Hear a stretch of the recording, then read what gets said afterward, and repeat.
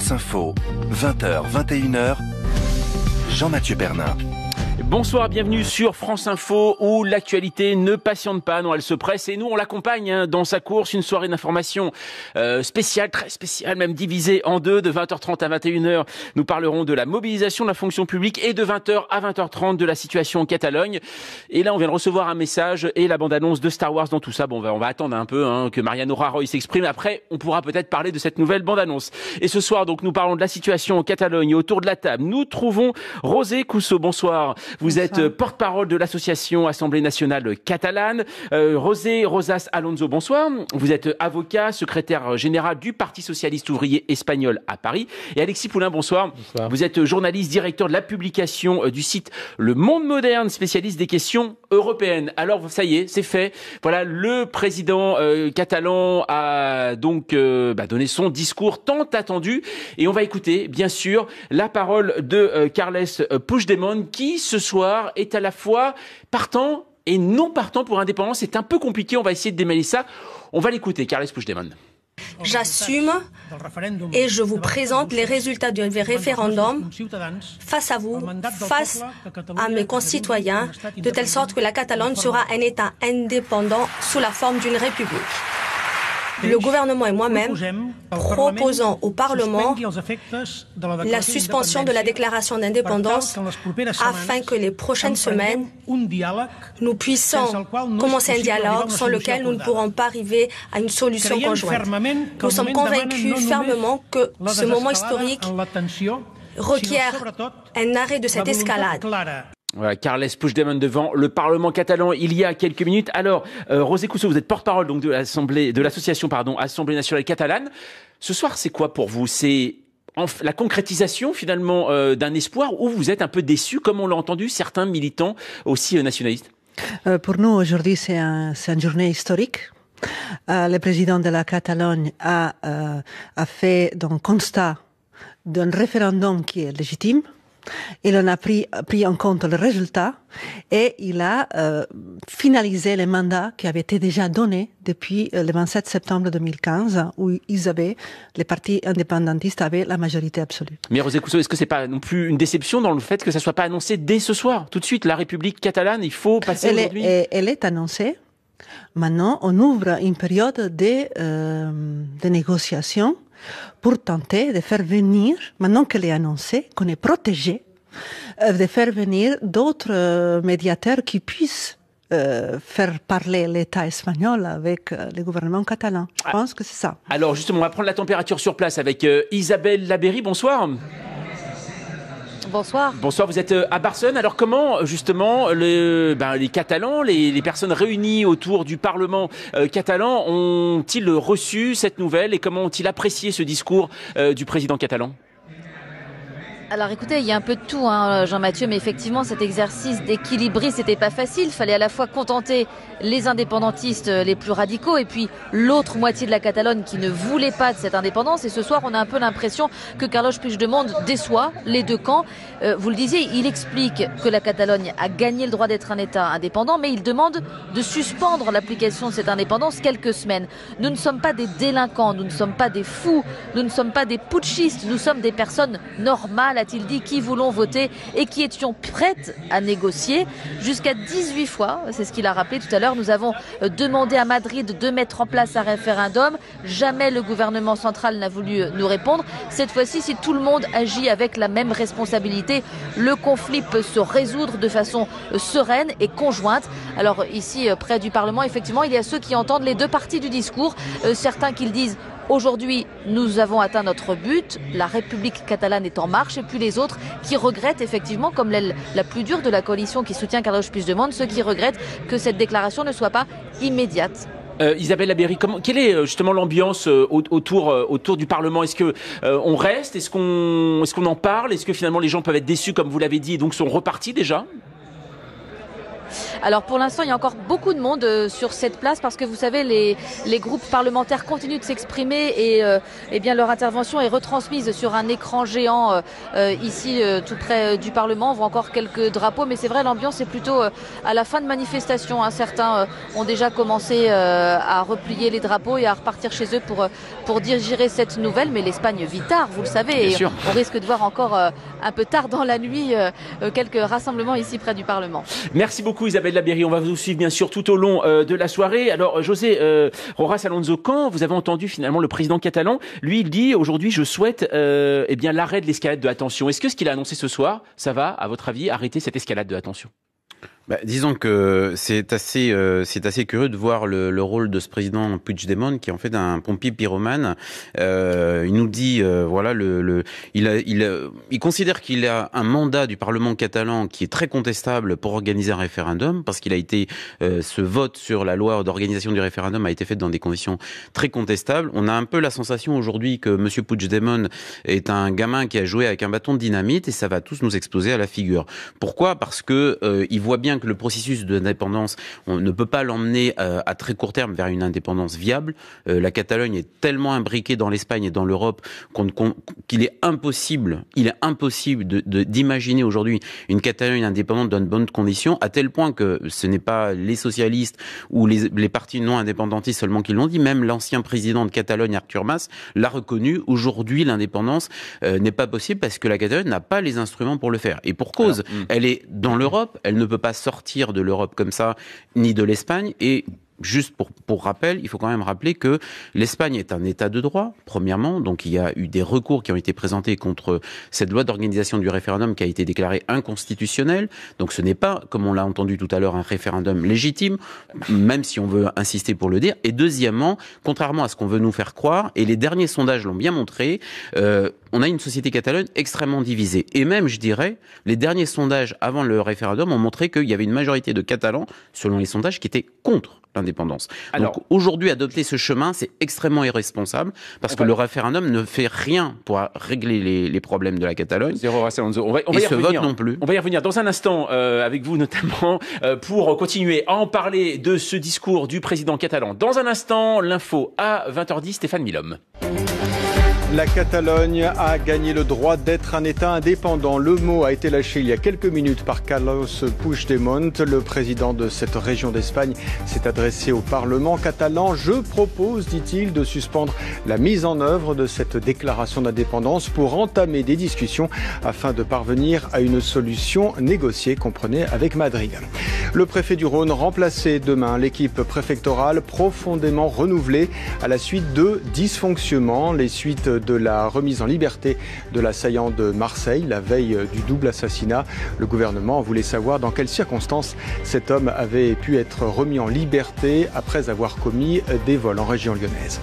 Après une journée de grève et de manifestations à Paris et dans toute la France, le ministère de l'Intérieur totalise ce soir 209 000 manifestants. La CGT en comptabilise le double, 400 000, à travers 130 rassemblements pour défendre le service public de l'école à l'hôpital en passant par les transports en commun.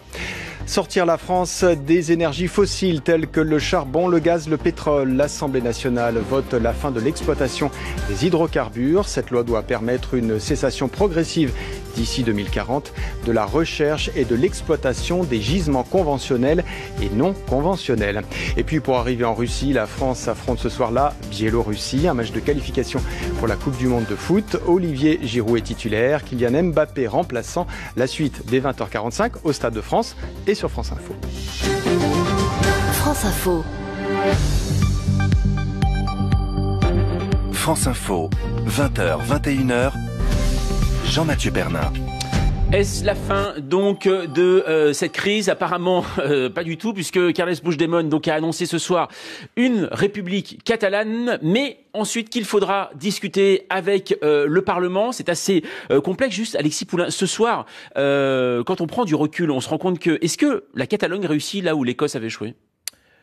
C'est une bonne question. Je ne crois pas. Elle le fait différemment. Déjà, on a une donnée qui est pas la même, c'est que la Catalogne utilise l'euro, ce qui n'est pas le cas de l'Écosse. Donc là, c'est quand même, elle est dans la zone euro. C'est quelque chose qui fait que Bruxelles s'investit davantage. Après, est-ce que c'est une réussite?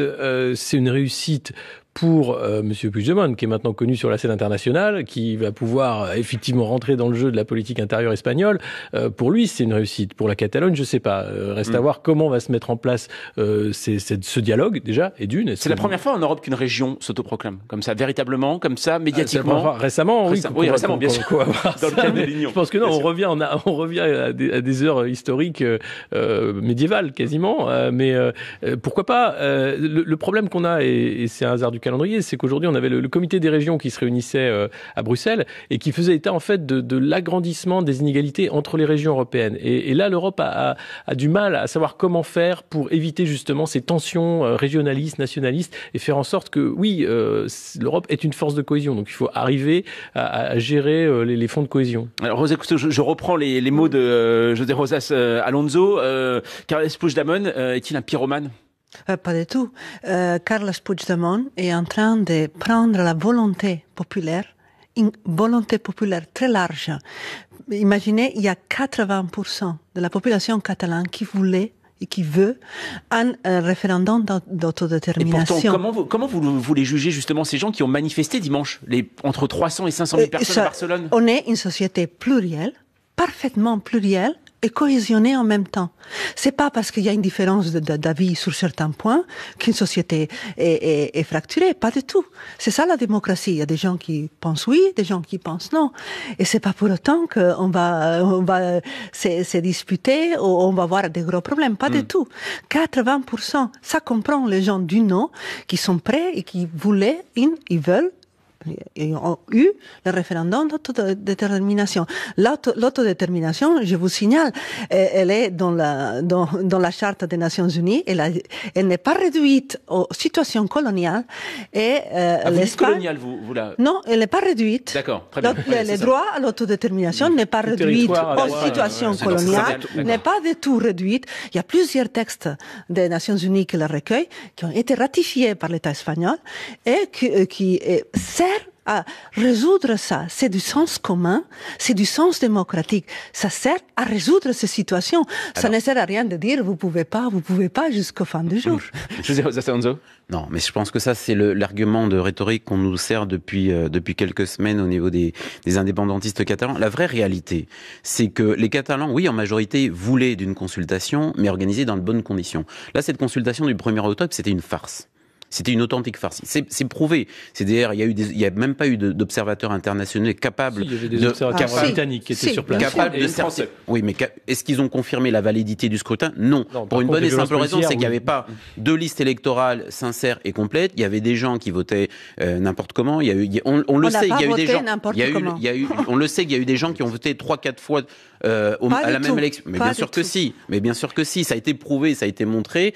Donc, il faut quand même faire ça dans des conditions sérieuses. C'est pour ça que le référendum peut pas être considéré comme une consultation sérieuse et légale. Elle ne l'est pas. Alors, parce que et quand on dit voilà, il y a des textes européens qui prévoient le droit à l'autodétermination. Alors, je voudrais simplement rappeler quelque chose. Dans aucun pays européen, le texte constitutionnel ne prévoit l'autodétermination d'une de ces régions. Premièrement. Deuxièmement, on l'a dit tout à l'heure, effectivement, la réunion du comité des régions d'Europe. Le comité des régions d'Europe a dit très clairement, il y a 1 an ou 2 ans, dans une déclaration, que automatiquement une région qui déclarait son indépendance dans un État européen sortait de l'Europe. Automatiquement.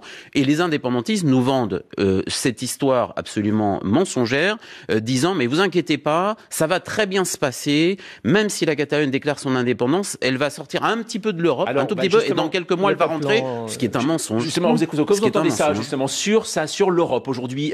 C'est vrai qu'il y a cette idée aujourd'hui que finalement, à partir du moment où la Catalogne serait indépendante, elle serait européenne.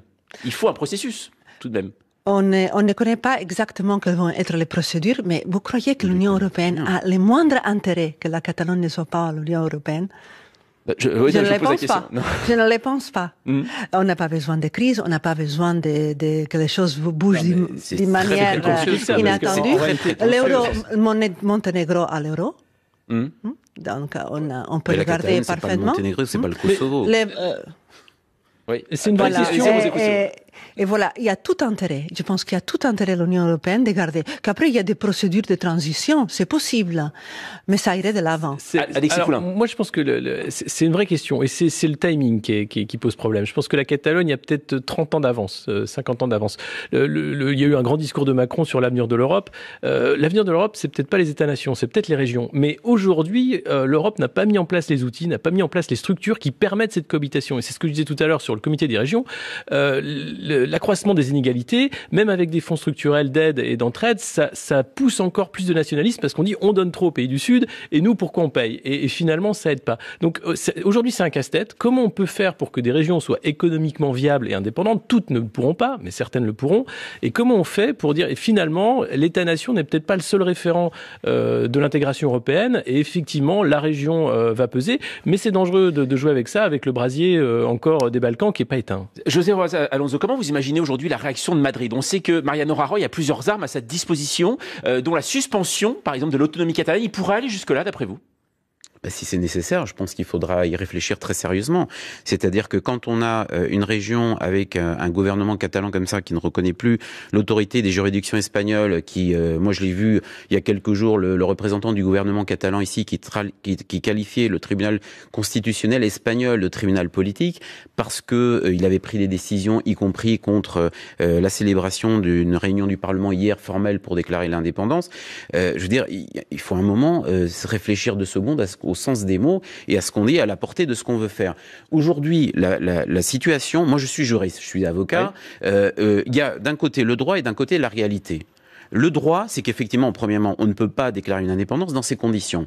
Deuxièmement, que le référendum était célébré dans des conditions absolument atroces et illégales. Après, oui, les indépendantistes ont réussi un tour de force. C'est-à-dire que jusqu'au 1er octobre, ils étaient élus, ils ont été jusqu'au bout de leur programme, non ? Oui, mais d'une majorité très courte, à tel point que c'est pas seulement le tribunal constitutionnel espagnol qui a déclaré illégitime le vote de cette loi. Le Conseil des garanties, qui est un organisme interne de Catalogne, a dit le vote d'une loi de cette importance dans les conditions d'urgence telles qu'on l'a fait, ce n'est pas admissible et ce n'est pas normal. Rapidement, Alexis Poulain. Alors après, on peut invoquer la légitimité populaire, etc. Mais c'est des mots. Pourquoi il pousse comme ça ? En fait, ce que fait Puigdemont, il fait exactement ce que fait Uber. Il joue avec le droit, il joue avec les lois, il disrupte la politique en disant personne ne veut que je fasse un référendum, je vais le faire et on va voir où on va. C'est très politique. Il fait exactement la politique à l'heure des plateformes et il fait exactement ce que fait Uber. On va continuer à en parler dans un instant de ce référendum et puis aujourd'hui du discours, bien sûr, de Carles Puigdemont. Dans un instant, l'info à 20h20, Stéphane Milhomme.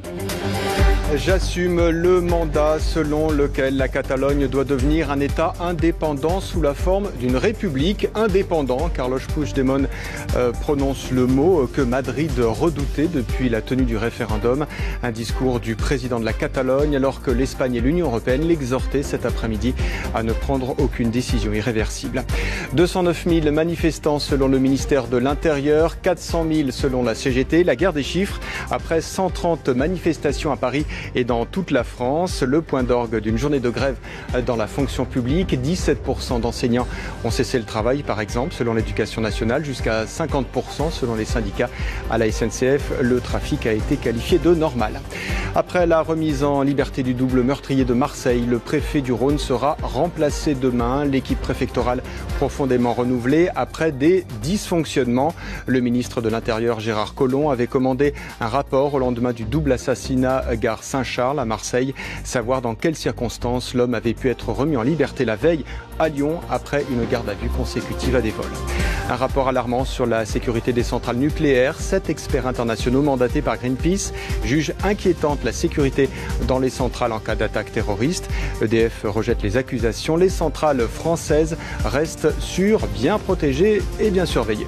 Et puis Google va augmenter ses effectifs en France l'année prochaine. 1 millier de personnes contre 700 salariés actuellement. Les postes seront essentiellement des ingénieurs. Le géant américain d'Internet l'annonce dans les Échos. Il va également doubler ses bureaux en France et passer à 20 000 m². France Info. France Info, 20h, 21h, Jean-Mathieu Pernin. Le discours de Carles Puigdemont, ça y est, c'est fait, donc devant le Parlement catalan, où on va d'ailleurs rejoindre l'envoyé spécial également de France Info, Farida Noir. Bonsoir. Bonsoir. Alors, on entend du bruit du monde autour de vous. Est-ce que voilà, ça commence de nouveau à s'animer, ça continue à s'animer, ou une fois, ça y est, une fois le discours prononcé, on commence déjà à partir?